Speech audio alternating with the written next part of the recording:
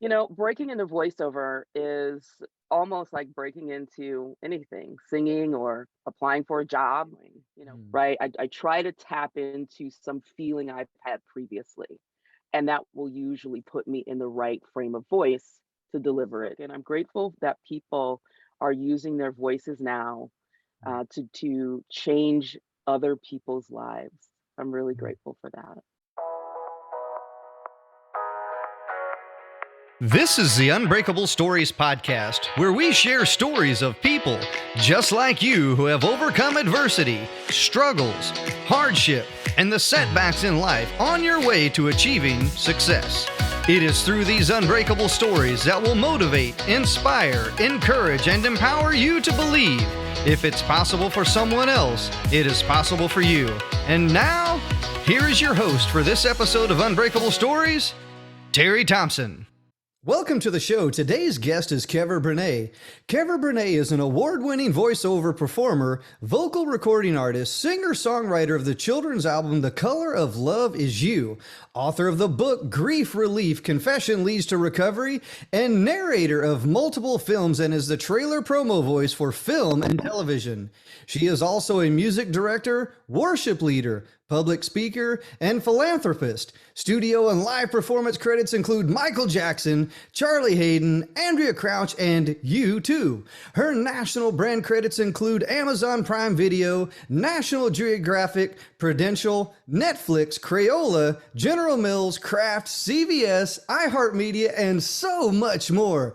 Keaver comes from a family of U.S. military service members and is the founder of the music-based, veteran-focused nonprofit Brenai Foundation. She lives in Los Angeles area, sunny Southern California, where the ocean mist kisses her face daily. Welcome to the show, the wonderful, the beautiful, the absolutely amazing, and unbreakable Keaver Brenai. Woo, man, that intro made me tired. I'm like, man, I've really been working all my life, haven't I? I know, right? It gave me chills, gave me goosebumps, made me excited, wanted to jump up and down. Let's rock! I'm ready to go. Welcome to Woo! the show, Kever. Thank you so much. I'm really, really excited to be here. And you have like a deep background of working with some amazing people. You're an author, philanthropist. You have a whole lot of things going on. I got to know, do you have time to rest or sleep or take a break or do anything else? Most of my life, I have treasured a couple of things. One is my sleep. Mhm. I get at least 8 hours of sleep every single night, and maybe even a couple of naps in there sometimes. And I treasure water. So those are two of my big deals. And I think that really helps, to keep me going and just keep me refreshed and keep my energy level up because it takes a lot. It takes a lot to do all of this. 100%. And I can resonate with naps. I love naps. And there's a lot of people that really say, naps are good, naps are bad. There's definitely both sides of the fence on the whole nap thing. Me, I Mhm. love the naps because for me, I love getting my brain into an alpha state. And when you first wake up in the morning or when you first wake up, your brain is in an alpha state. That's when it's the most creative. That's when you're ready to go. Some people are kind of groggy and not ready to really rock and roll. But for me, when I first wake up, I'm ready to go. And for me, that's the power of naps. I'm rested, I'm relaxed, I'm in an Yeah, alpha state, I'm ready to go.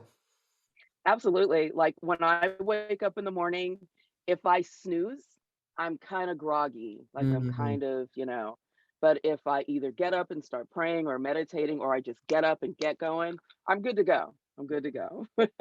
Yeah, Even though I'm not a morning person. that snooze button gets a lot of people. You know what? Another thing Woo! that gets a lot of people is that social media, that phone first thing in the morning.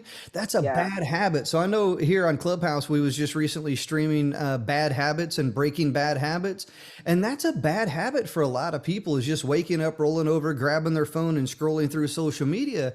And that is yeah, definitely not a great way to start the day. But I tell you what a great way to start the day is, and that's, with that motivation, that inspiration, that gratitude, showing gratitude, yeah. really gets the day going. So what are you grateful for? I'm grateful for life itself.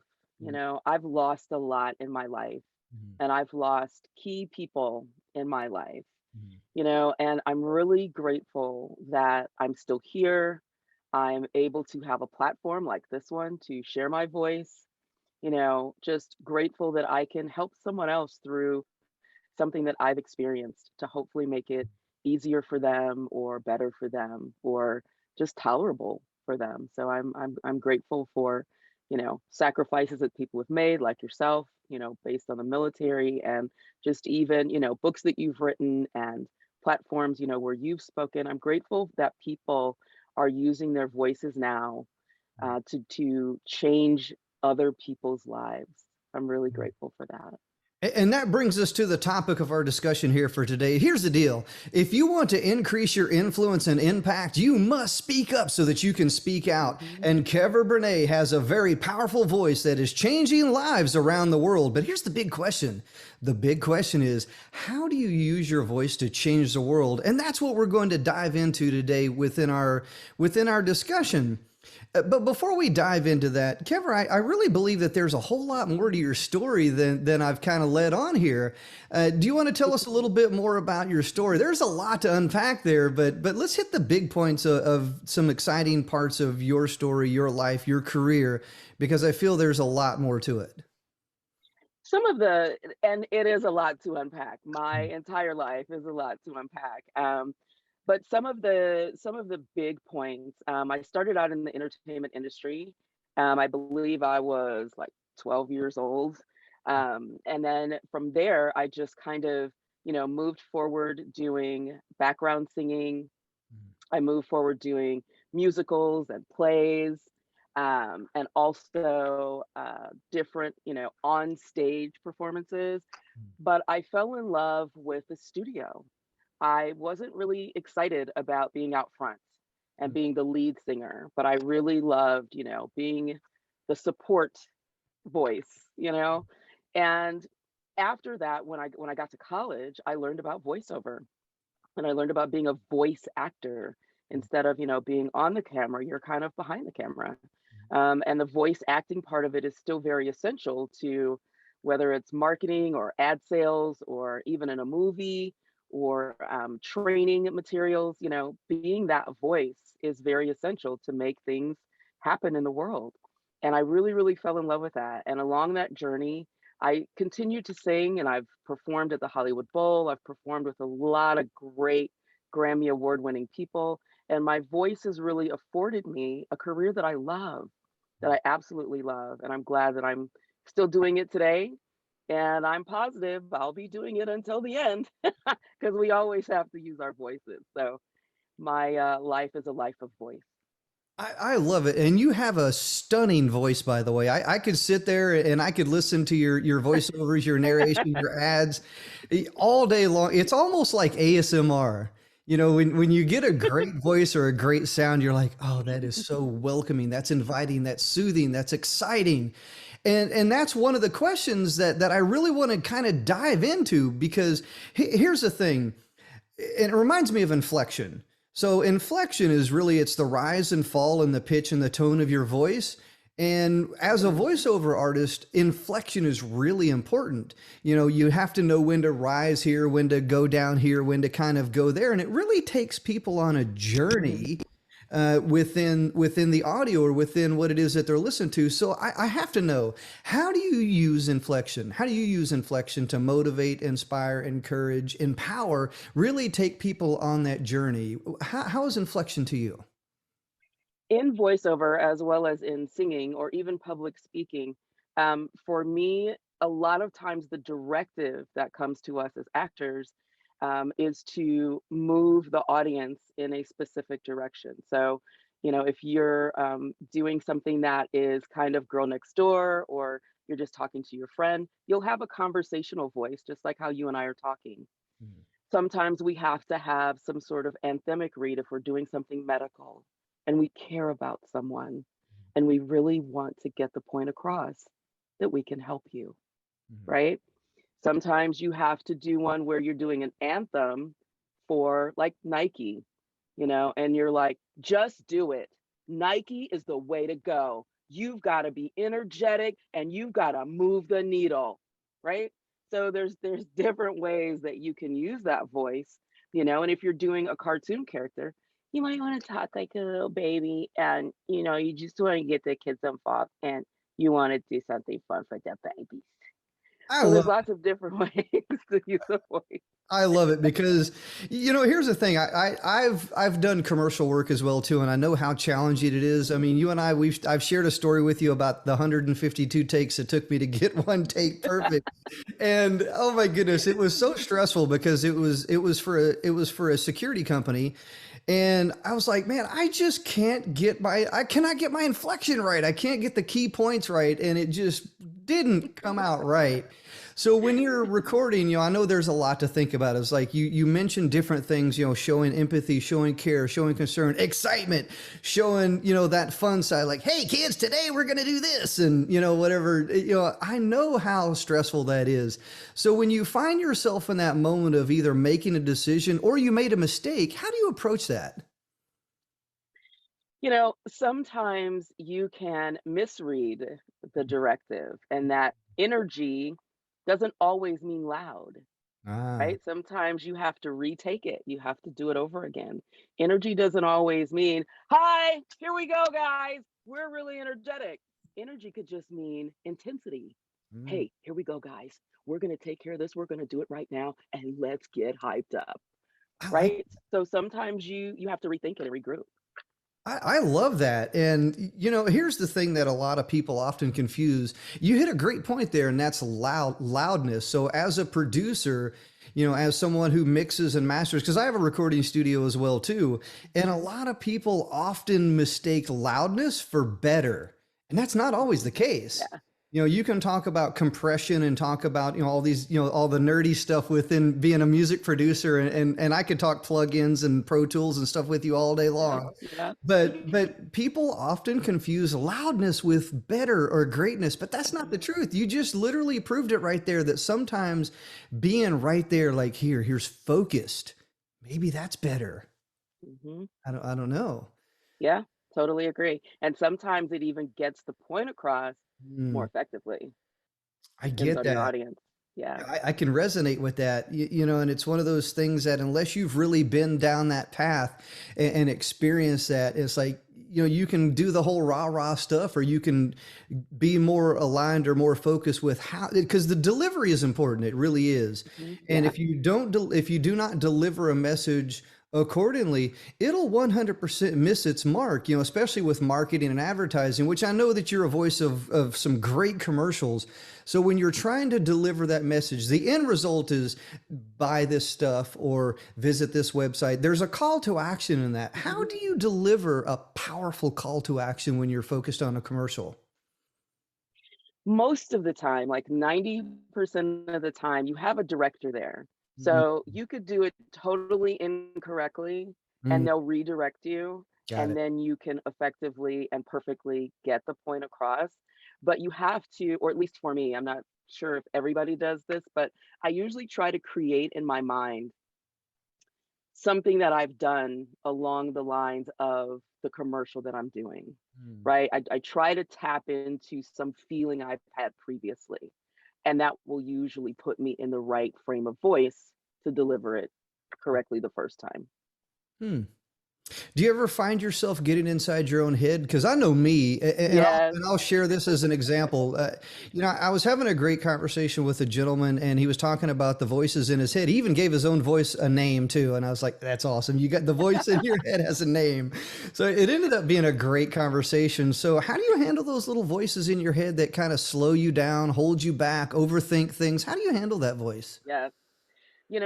It's interesting that you say that, because especially when you're acting, Mhm. sometimes in your head you're projecting a line that you're reading to mean one thing, and the comma can make it mean something totally different. Mm, So I take the time to read it through once, right? And I look at it as what I think it should be. mhm. But once you read it out loud, sometimes it will change. It's just like reading a book. Like, have you ever noticed the difference between you reading the book and the author or another person on Audible reading the book? Sometimes 100%. that paragraph is totally different, It right? is. So I sometimes have to shut my brain off to get out of my head and just be a character versus Kever. Mm. It's hard, but it's something that I've worked on over time. Even when I'm singing, You know, sometimes my delivery may not be what the audience needs or wants or cares about. And Mhm. I have to feed off of them and then deliver something totally different that wasn't something I had planned. That's powerful, because emotional, when you're reading from a script or you're reading from a book, you can sound robotic. And I've done that because I've recorded my own audiobooks and I have to pay attention to that. I think back to my very first conversation with Evan Carmichael, our mentor, and I was like, man, I sounded so silly. I was robotic. I was inside my own head because that's how I talked back then. And I really listened back and I analyzed and I dove deep. I almost wanted to say scuba diving. Nice. I dove deep into my own voice and I'm like, oh my goodness, this sounds this sounds that. So when you're trying to make improvements, when you're modifying, tweaking, changing, making those improvements, what is your process for making improvements? You know, a lot of times I write them down, right? So on my scripts over time, I've taken notes. Mhm. And so I'll transcribe those notes like into a notebook, Mm. and then I will remember those or I will reread them, right? So that they're, ingrained in that cranium part up there, you know? I really try to keep my brain supple so that I can receive and remember and regurgitate then, what I've remembered. Don't That's always remember it, but I try. I love that. That's a great framework right there. So here's the thing: with the rise and fall, with the wait, well, I don't want to say fall, with the rise of social media, well, some things are falling, but we'll see how it goes with that. Some things are changing within social media. Let's just put it that way. But with the rise of social media, and I think that there is some opportunity that's out there. How can somebody get discovered? Because I believe that social media is a great platform and some really great people have been discovered on social media. How does someone break into the voiceover world using social media as a platform or even a website as a platform? Breaking into voiceover is almost like breaking into anything, singing or applying for a job, breaking into a new industry that you're choosing. Um, my recommendation to really getting into voiceover, now that we have social media, visit a lot of the websites of people's voices that you admire. It could be an actor that's on television, or it could be a voiceover actor that you're familiar with. If you're not familiar with any, right, then I would just Google it and see if there's someone out there has a voice, that you aspire to be, and really study that voice. Mhm. Second, I would say, also on social media, is follow a company that teaches voiceover classes. Mm. They always offer great nuggets of Mhm. how to study and how to learn. Number three, I would say, is to actually take a class to see if it's something you even want to do. Everybody thinks that voiceover is just this amazing place and, you just get to talk all day. It's not that. It's really hard. You have to study your butt off. You have to know like current events. You have to learn vocal inflection. You have to learn mic placement, mic technique, microphone technique. There's a lot of things that you have to learn. You have to take care of your health. You have to learn about your body. You have to learn about what you can and cannot eat before you go on the microphone. There's a lot that goes into this, man. It is not simple. So if it is something that somebody wants to do, I would say really like spend some time learning about it before you delve into it. I've talked to a lot of people and encouraged a lot of people who just kind of said, "Hey, this is something I want to do." And a couple months later, they're like, "You know what, Kever? This is too hard. I'm good. I'm gonna continue doing what I'm doing now."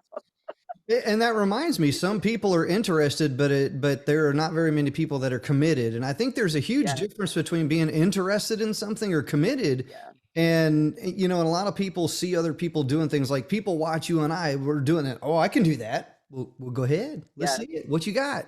What are your thoughts on that with people being interested versus committed? You know, I'm interested in a lot of things. Mhm. I mean, I'm interested in fashion. I would love to be able to, walk out my door, one, two, three, and I'm just fashion ready. I don't have that in me. I don't know how to do it. I would have to hire someone. Mhm. But I'm not committed to learning that. I'm not. I will throw on a t-shirt and jeans and just rock it, right?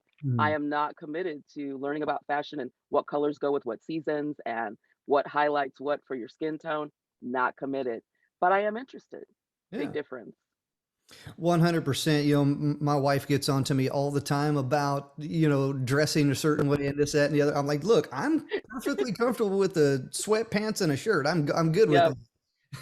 So I can relate. But, you know, I don't mind wearing a good suit from time to time. When you wear that good Right. suit, it's like you feel different. You look different, you feel different, you act different. You.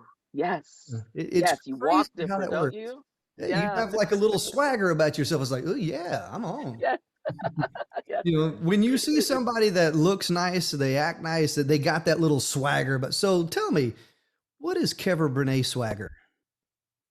Keaver Brenai swagger is just love and love in life and being comfortable, pretty laid back, just kind of easy going.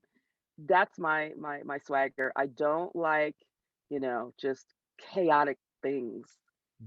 I love peace. My ultimate swagger, I believe, is love and peace. I When love it. I'm in those areas, that's my zone right there. I love it. Everybody has their own little unique swag about themselves. I love that. I want to dive a little bit into your music career because you've worked with some really big Sure. names in the music industry. And I want to know, how did those opportunities come to life? You know, was there a tryout selection process? What was that like to work with some of the big names that you've worked with? Sometimes you have to audition, of course, as we all know. You may be invited to come and sing for someone or a group of someone's, which can be a little bit intimidating when you're the one person singing in a small room to five other people. That can be a little bit intimidating, at least it is for me. But other times it could be a union referral. It could be that the contractor that is, or the music director that's doing it is hires you directly. Like most of my jobs were direct hires of people saying, "Are you available? We'd like to hire you for this gig." But it could come through an agent. It could come through a manager. So it's different for each gig, it's different for each session, it's different for each group or individual of how they want to book someone. So it varies. You know, it reminds me of preparation, and I think when preparation meets opportunity, you will be Mhm. successful. So how do you prepare for things that you might not necessarily know how they're going to go? Because I remember an interview that I had one time and I had no idea how it was going to go. So I over prepared. I studied, I read things, I looked at stuff, I analyzed some things. And when I went in there, now I didn't really 100% hit the mark, but I made enough impression to where the interview went really well.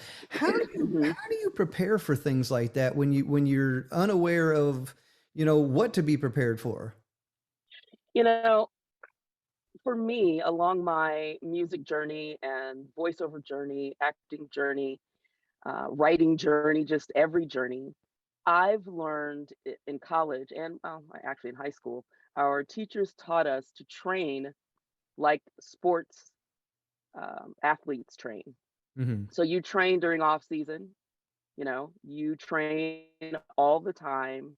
There is no real downtime. It's not like you sit around eating pizza for however many months and then when it's time, for football season, you just go out and play. No, you're training, training, training, training. Your life is different based on your career or your journey or your job or your life goal.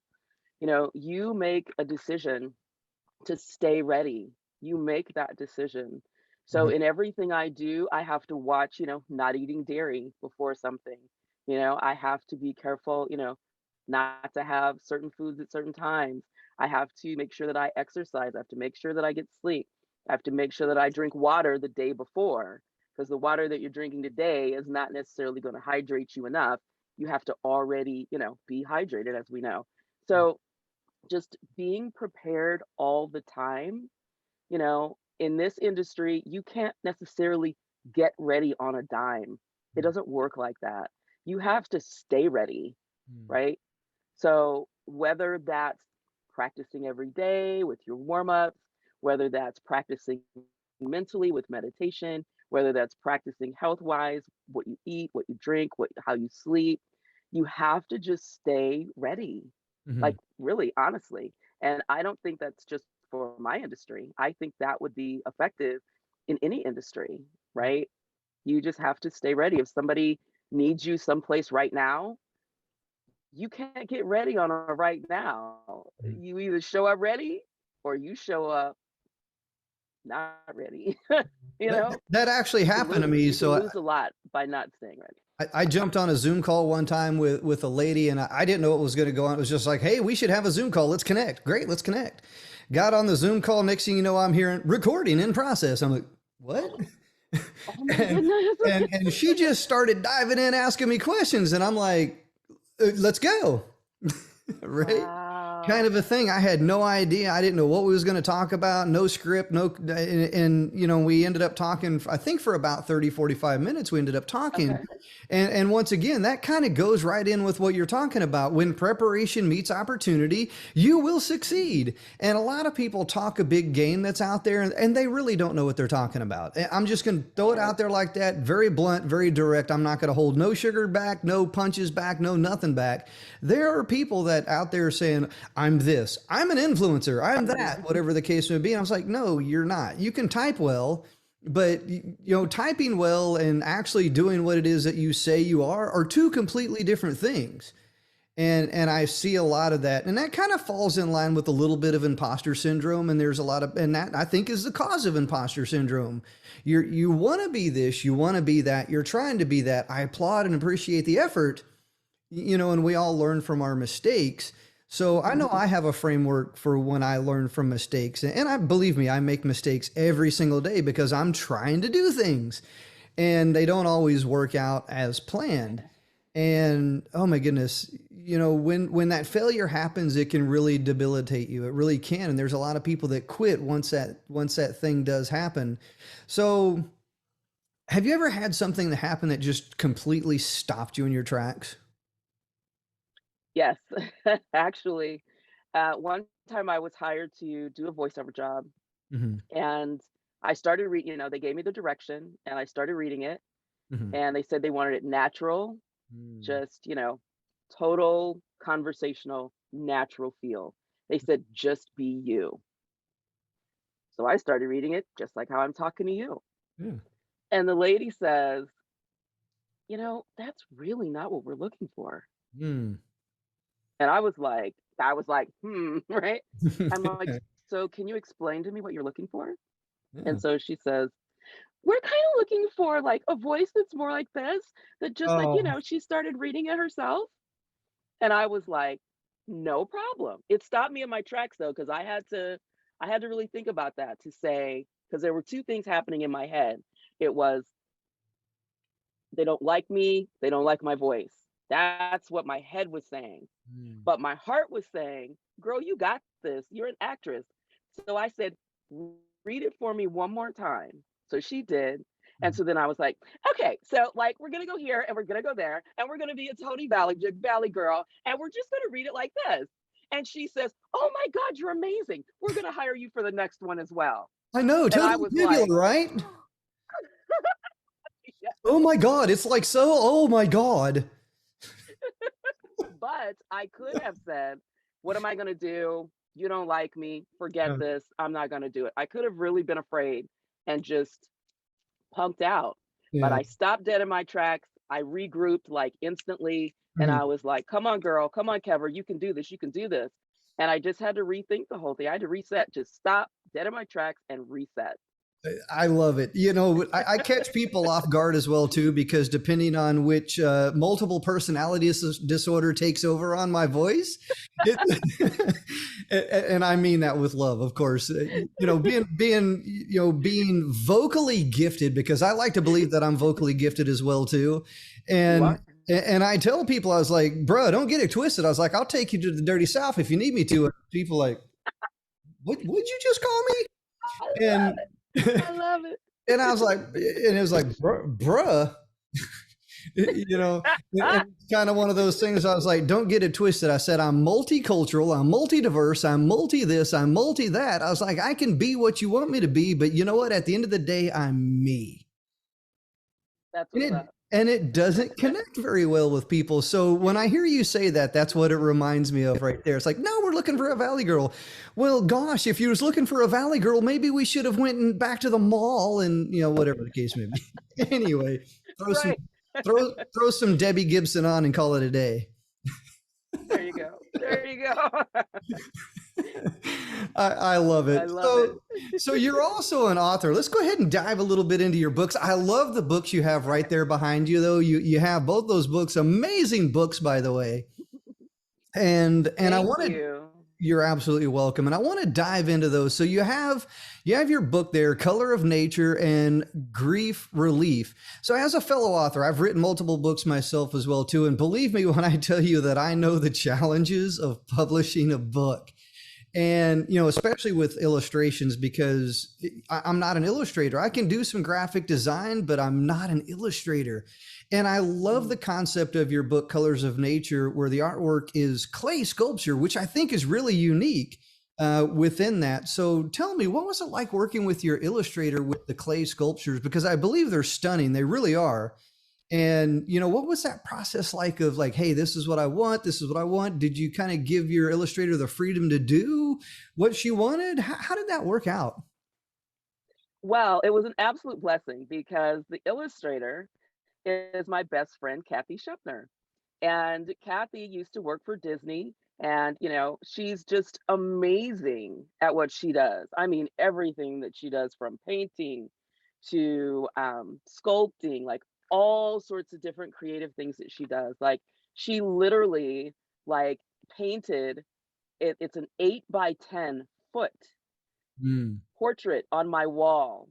And she came, she sketched it. I mean, we put all of everything together, you know, the canvas, we stretched it out, we nailed it to the frame. She treated the canvas, you know, got to help her. And she drew, right, what's on the actual canvas. And then she came by once a week and painted that for Wow. months. It was amazing just to watch it. And I took pictures every time she came by so that she could, you know, have that and just enjoy that whole journey. So this time around, we discussed about doing books together. So we're doing a series. This is first in the series. And so we decided to do animals and their relationship to their environment and the colors Mm. of their nature, of their habitat. So she would actually design and build the atmosphere for each individual animal, whether in a shoebox or on her table. And exactly how you see the pictures is what she built for each individual one.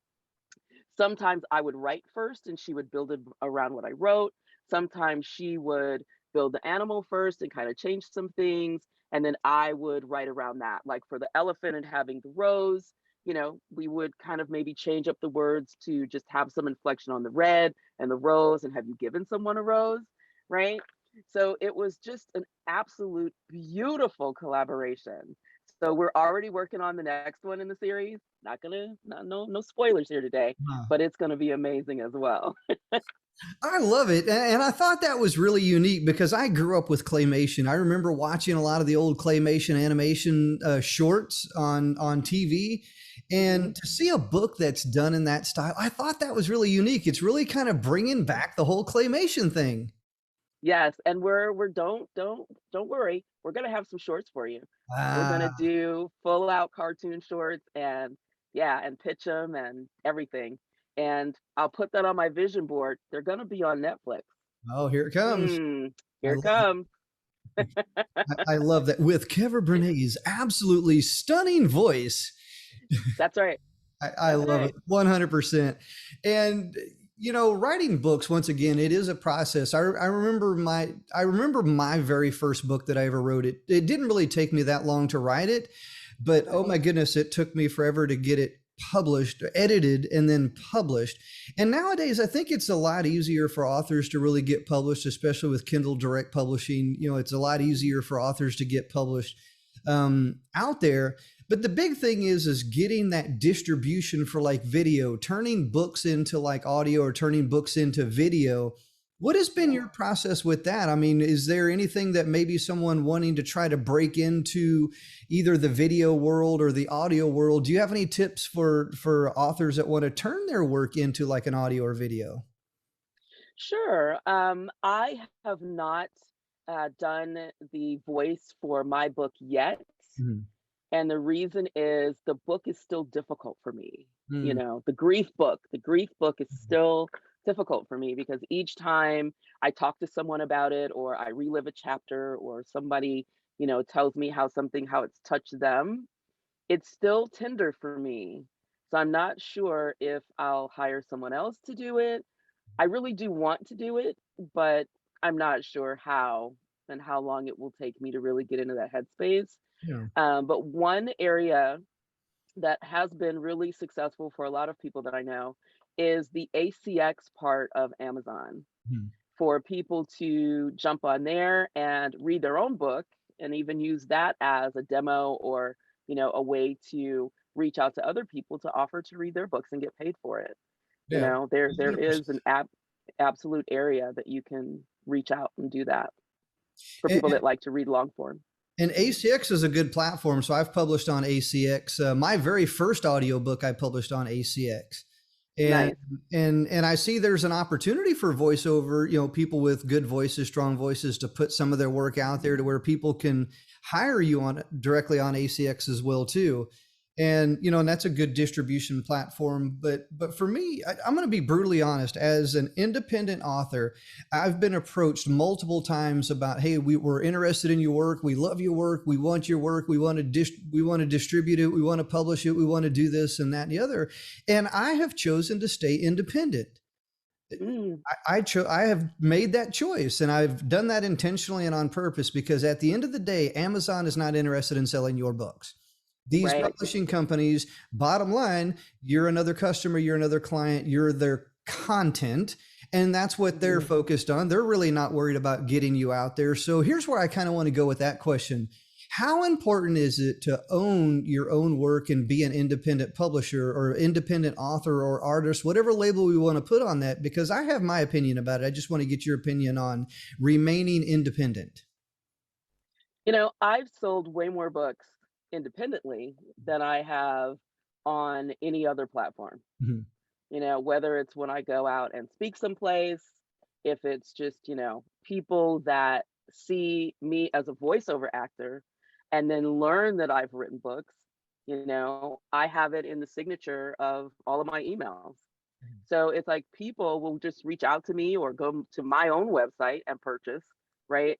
Um, it's important to me to remain independent as a book author because it was important to me to be independent with my music.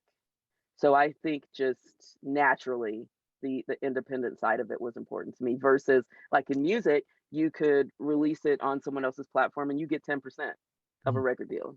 Yeah. Or if you're really awesome, you might get 17 or 22% or whatever. But it was much easier and more profitable for me.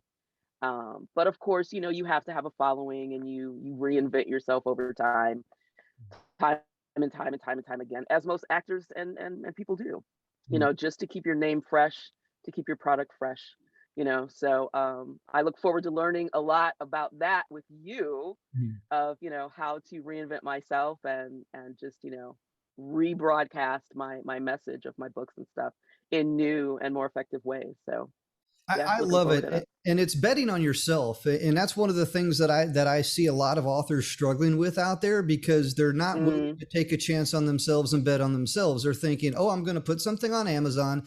Amazon's going to look out mhm, for my best interest and sell thousands of books because, well, I'm a published author.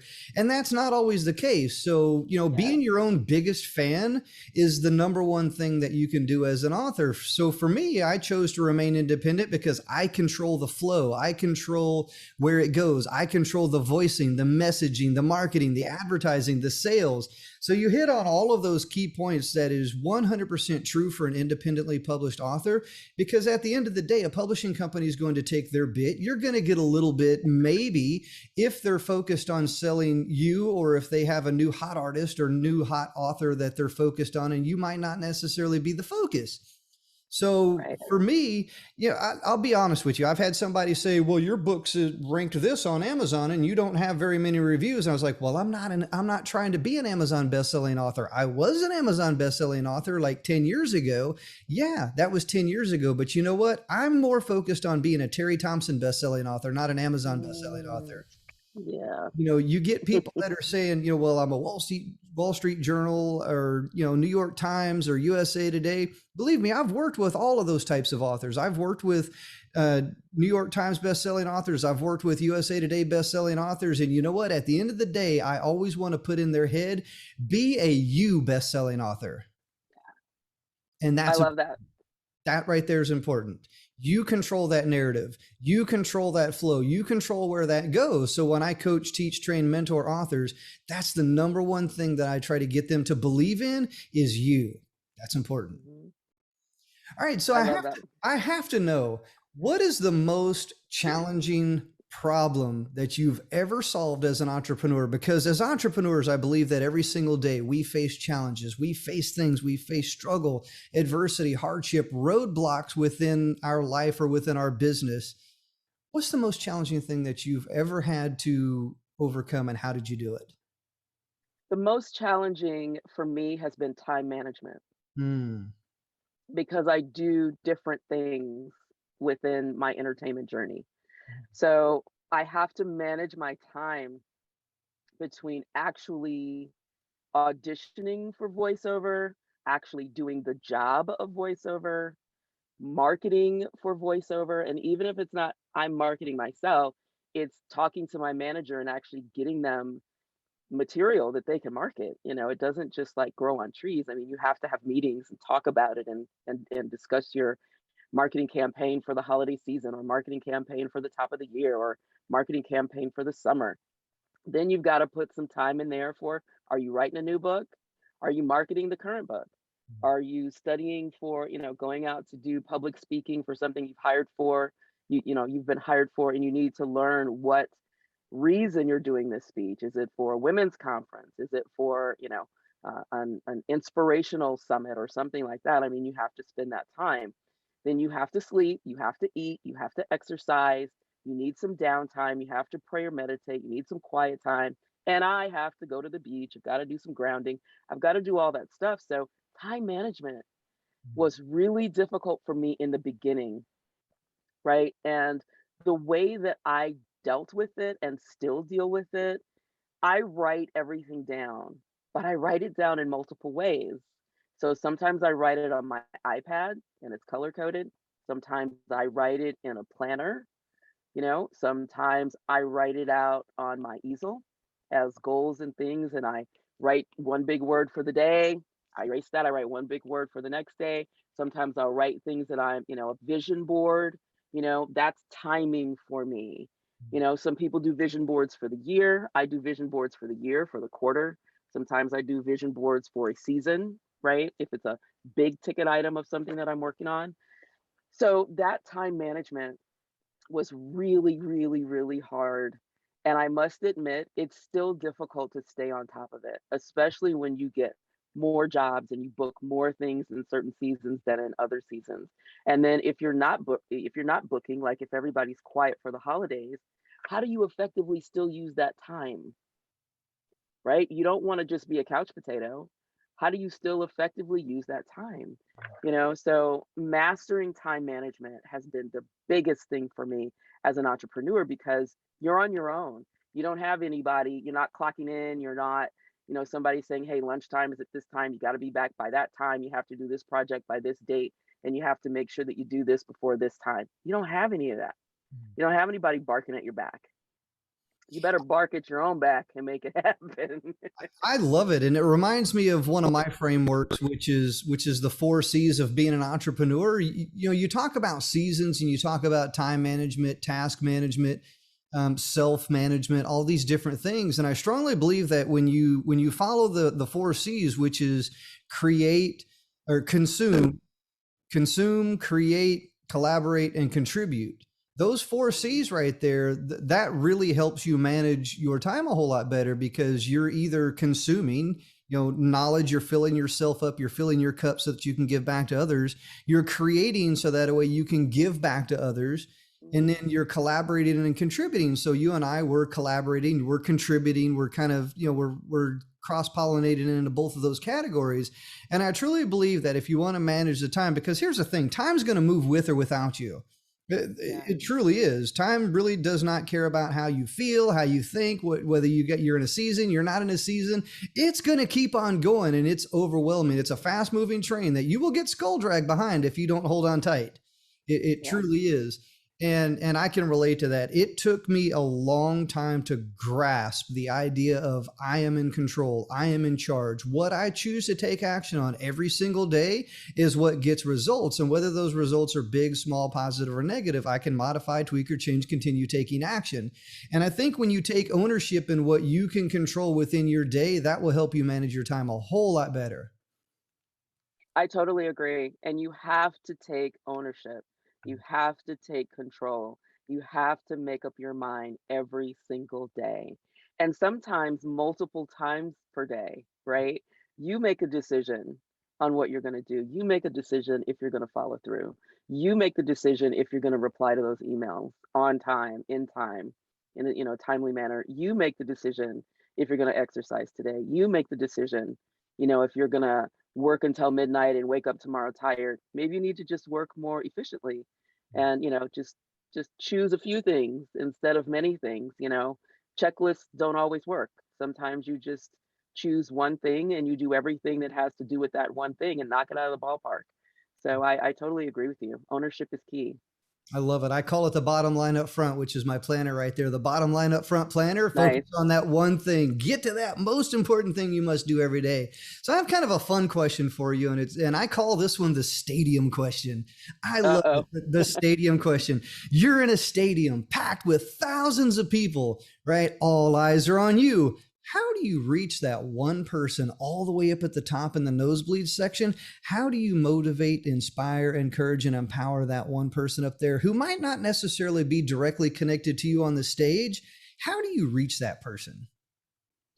That's a very interesting question. And in school, they always taught us that looking in a general direction and really just like pointing out a person and just really saying something, and say, hey, this might be for you.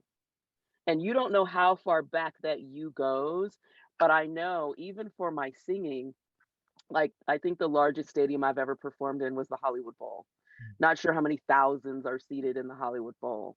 But when you're trying to reach all the way back to the person that you really can't see, but they can see you, right? My way of doing it was saying the word you. If it's not in the song that I'm singing, or if I'm just talking, I might point, I might look in that direction. I might really sing to them and smile and just kind of point and just say, this is for you, hoping that that can reach that person, that it can reach up there. Sometimes when I'm doing public speaking, you could just say it, you could say, for those in the back, for the person in the last row, this message is for you too, right? You know, there are various ways to do it, but those are some of the ways that I've kind of dealt with it, hoping that they got the message. I love it. A great example that I saw was Billy Joel. So Billy Joel, he intentionally leaves the first part of his in front of his stage open. He doesn't sell tickets to that. What he does is he'll grab the people that's all the way back in the back and bring them up to the front, and he performs directly to them. Wow, Oh, that's awesome. I love that. And, That's and awesome. it's one of those things that, you paid for that ticket. You're all the way in the nosebleed section. You're back in the back. You're like so far up there, you can't really see anybody. Cause I've been to some concerts. I've been to some shows where I'm up in that nosebleed section because I got free tickets. So there I am kind of a thing.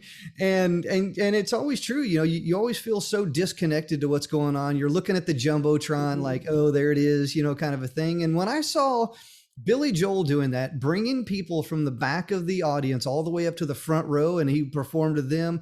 That right there is a rock star. That's a rock star right there. I agree. That is a beautiful gesture. That definitely goes to show how he appreciates his fans and his, attendees. That's more than amazing. The next time you do a big stadium, you got to do the same thing. I love it. And it reminds humans that we are all human. It really That's does. right. That's I right. 100% love it. So here's another fun little question before we get ready to close things down here, and that's the most embarrassing moment. So as entrepreneurs, we often get so focused on what we're doing that oh my goodness, mistakes happen. So what people don't know is that before we went on here, that it took me 2 times to really kind of get the introduction down. Really kind of an embarrassing moment. I was like tongue tied over a particular word, and those little moments, they tend to happen. So I got to know, what's the most embarrassing moment that you ever experienced? Wow. There have been many. The most embarrassing one was I booked a really big gig, and the person or the client said, "What's your rate?" And I didn't have a rate for that Oh, wow. specific job because it was very specific. It wasn't, just something that was, a commercial or you're doing this for 30 seconds it was very specific. It was you're going to read this and it's going to be this many times. It's going to air in these markets. It's national, but it's also going to be on radio and TV. It was really, really, really, really like detailed. Mhm. And I had absolutely no idea. And Wow. I was like, "Oh my goodness, how am I gonna deal with this?" I'm like, "I could call the union, I could call SAG after, I could ask somebody there, I could do whatever, but how do I deal with it right now? Like, what do I tell them?" And I said, "You know what? Let me get all of my rates together for this because this is pretty complex, and let me email you back." Hmm. But I was really embarrassed that I didn't have the number like right then and there. I could have lost the job. They could have not waited for me. Mhm. I did call the union, I did get some rates, and they did agree to the rates. But as soon as that gig was over, man, I hired a manager, Mhm. honestly, honestly. And I said, I can never let this happen to me again. And, even now, people, when clients ask me, well, what do you charge for this? And I'm like, would you mind if I put you in touch with my manager? Yeah. She could definitely make this worth your while to make, so that we both agree on a very fair rate. I Yeah. had that And they happen to know. me once. I had that happen. So I charged somebody $2,000 for a website. We discussed everything, we prepared, we planned, we talked about everything, and it was for a franchise. It was for it was for a chicken and waffles company, right? And I had never built a restaurant website before, so I was like, "Oh, this is pretty unique. This is pretty challenging. I have no idea where we're going to go with this, but here we go, $2,000."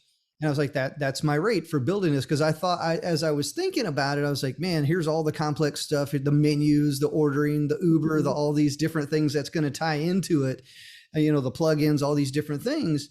And when, I got paid, started building out the website and just hit an, oh my God moment. Like, this is way much more detailed and way much more work than I anticipated. What really started off as a $2,000 job, I probably should have charged $5,000 or $10,000 for, because it was an oh my God moment here. And have you ever experienced that where you was like, okay, I'll charge $1,000 or so, whatever the price is, and then realized the work that goes in behind it that you should have charged more? Absolutely, absolutely. Yeah. There are times when you do like public speaking, and then they change the subject on you, the focus that they want you to do, and then you have to rewrite it. You have to at least try to memorize a portion of it, right? And then there's, more time, or you get there and you realize that it took a lot more. They ask more of you once you get there. because you never know. Just because you're going to do public speaking doesn't mean they're not going to ask you to do a book signing, Mhm. right? They may ask you to do, a little, breakout session that you need to speak to some other people. It could be a lot going on there, so being more detailed and making sure that you have a writer, to go along with what it is that you're doing is always important too, just so that you can monetize, you know, or itemize each of those items that you're doing. And that may, be helpful even when you're doing a website, for each individual thing you have to do. It's like this costs this, and this page will be this, and adding this will be this, and putting in the Uber part in your shopping cart or whatever.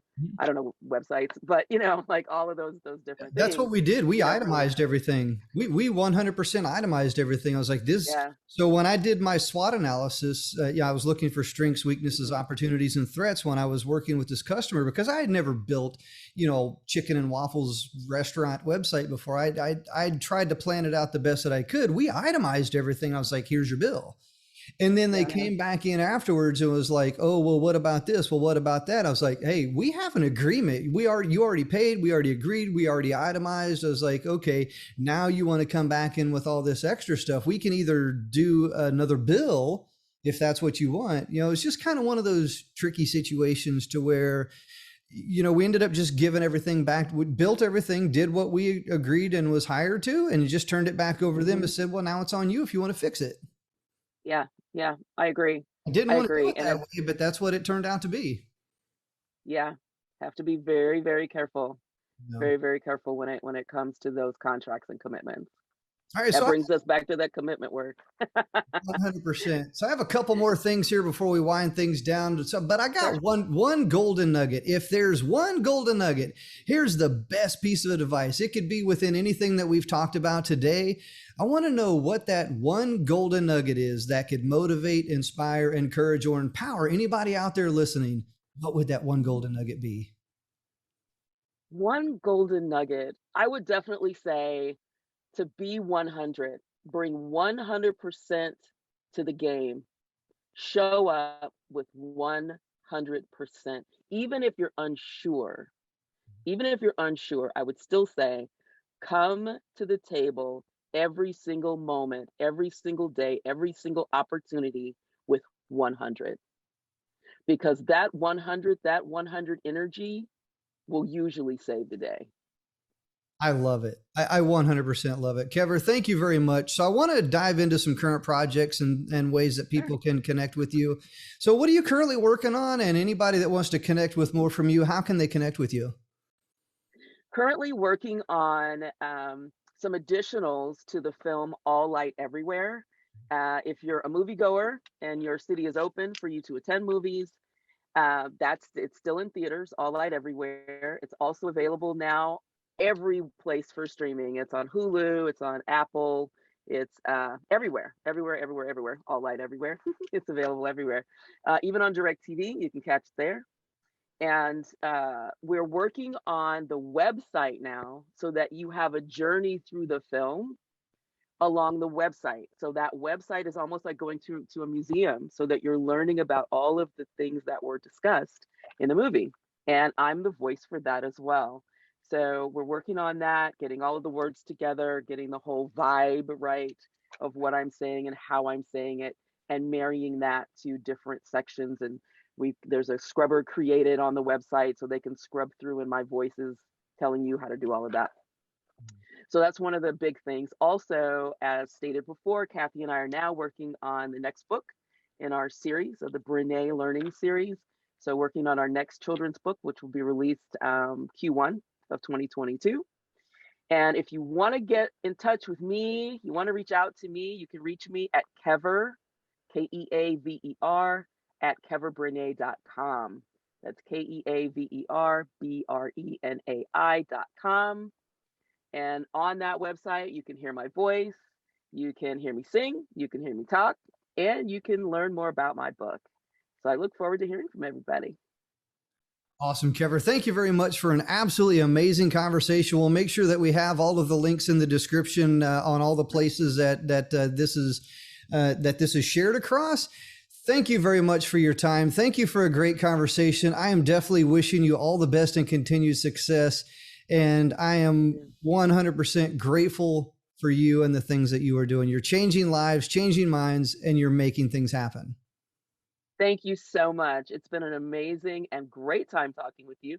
I've learned more about you as well, so it's been fun. Awesome. Thank you very much. And thank you for listening. Thank you for watching. And until then, we'll see you in the next episode.